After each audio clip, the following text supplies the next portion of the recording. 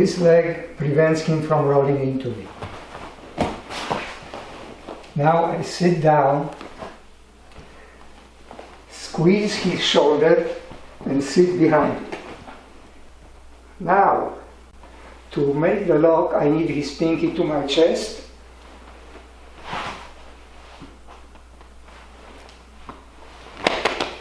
Now sit down and squeeze. Grab my lapel in case he grabs his arms. If he doesn't grab his arm, okay, still doing this makes my life easier in straightening his arm. Now all I have to do is turn his forearm, and here we have a lock by lifting hips and expanding my chest. So my preferred hand for grasping the lapel is my hand of the arm closer to his head. Why? When I'm squeezing here and pulling, I just want that extra security of being able to push away his hips should he try to get them closer to me, okay? Okay? But it can be done this way too, you know. Just be in a hurry so he cannot bring the hips closer.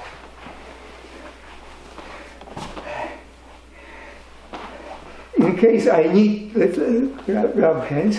In case I need to change hands for better grip, let's say I was here and I want to be there. It's like this. Just don't lean too far. And I have whichever hand I need. So I went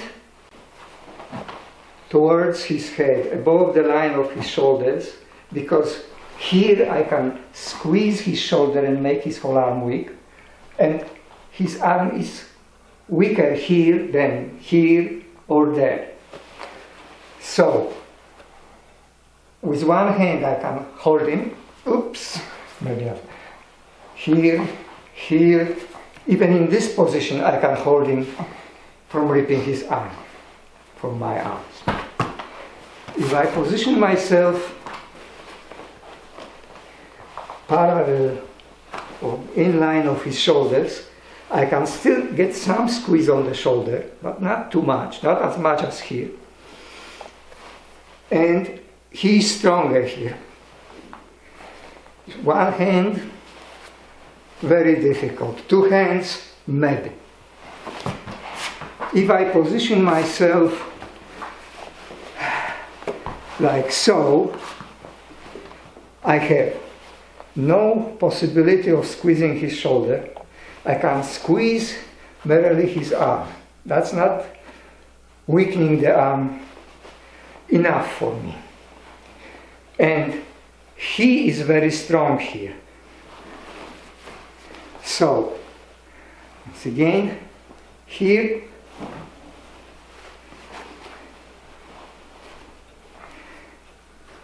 and even two hands would be difficult for me. With two hands would be difficult for me to pull back his arm. So, this is why when I attack with this arm bar, I go here, pull the arm as far above his head as possible, squeeze, and now it's very unlikely that he will free his arm. Okay? So this is the weakest position for him, strongest for me, and even though he's much stronger than me, I still can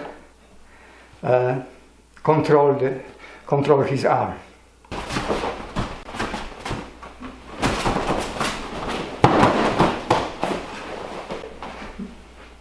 I am like this with his arm under my armpit, because I was doing a clinch, both arms on his one arm.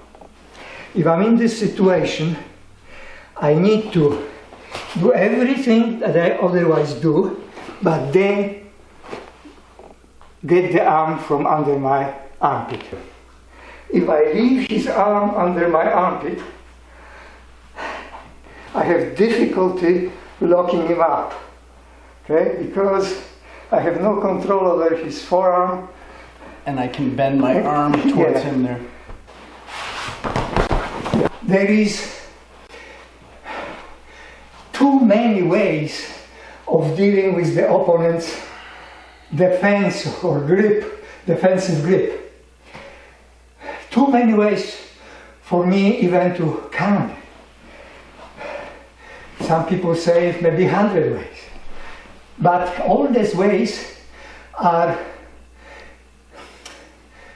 necessitated by committing this unforced error of not squeezing the shoulder and not positioning yourself away from his hips, so above the line of his shoulders, as high above his head as possible. If he grabbed his arm somehow, anyhow, my job is to stay where I am, don't go towards his hips because that's where he's stronger. Have this here, don't lean too far back. And now press here to causing nerve pain here. Okay? And then when he let go, I put the arm lock. If he clasps his arm, squeeze, lean away from his hips and towards his head, and the defensive grip is done. We'll see why I might need to have this hand free. Let's say Doug grabbed himself like this, okay? I will enter into the thing. Okay. I will show. Here is my preferred position, but in my preferred position, I have difficulty pressing here, okay? I can squeeze all I want and pull and nothing happens. And if I press, I don't have any strength. So I need to change my hand, okay? And now squeeze. How little it takes in the correct position to really pinch his nerve. So here is a lion killer or lion kill grip. Very strong defensive grip for defending against the armbar. I cannot access his hand really because it's covered by elbow here. I cannot access the other hand because it's under my leg that I cannot move if I want to keep some control over him.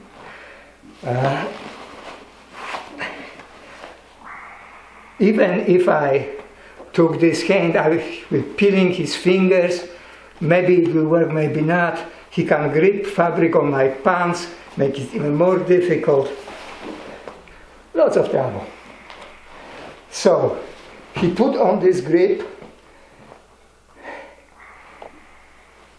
and we will use this grip as an example how strong this position is in this method.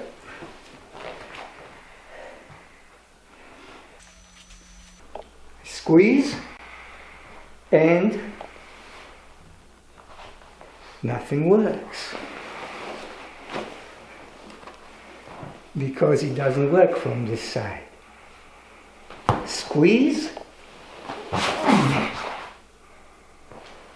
So dealing with lion grip or lion killer grip, I have to switch my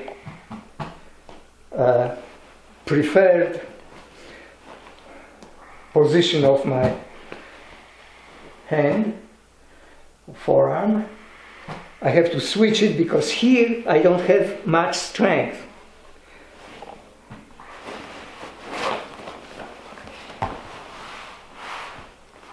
But I have more strength from this angle.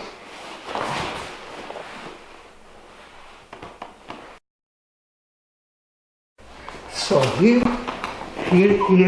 and now get me sleeve, get me far away from his hips and squeeze, and all the old things that I usually do to finish the lock.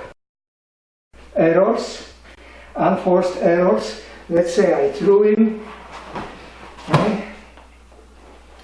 And instead of going towards his head, I go parallel, so we know he's stronger here than he was if I were there, okay? But, okay, let's try struggle with me, okay? And you can parallel, okay. Once I put myself in a bad position, I give him time to sense the situation and find an exit. I need to be in a hurry. I'm too weak to struggle. Now I make even worse error, even though I did this top thing correctly. Here is an error position, just a moment. I have a difficult time squeezing his shoulder. At the most, I'm squeezing his arm. And thanks to that, he can step over me with that far leg, okay, hop, and I'm squeezing and squeezing, and he finds the way out. Once again.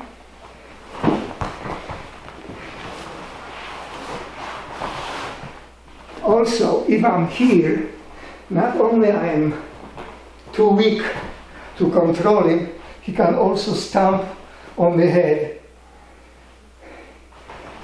So, as you happen to hold his arm after a throw, after whatever situation that allows you to have the arm this way or another, don't go there, go here. It's much more comfortable. There is a spot here, just between this point and below, where both femoral artery and femoral vein run very close to surface, not hidden under muscles. It's very easy accessible. Now we'll see why we want to be further away from his hips. I am here. I have difficulty squeezing my legs because of my position relative to his arm. Try and see how far you can go with this, okay? He can go into my belly, he can go into my crotch, okay? It's difficult for me to even block it with my shins. Now, if I'm in the good position and he produced a knife, of course, if he had a knife in his hand, I wouldn't grapple with him like that.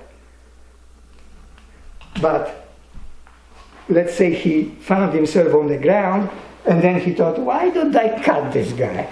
And pulled out a knife. So now try and see how far you can reach. See? It's difficult for him to reach those practically instant death points, because when this artery in this vein is cut, it's massive loss of blood very quickly. Outside he has to cut to deep, thick muscles. That's not so easy. And it's not lethal. And cutting my shins, cutting my calves, it's not little. There is maybe even 100 or so ways of dealing with opponents, locking arms in various ways. I don't remember all of them, because I know one good one, which works practically every time.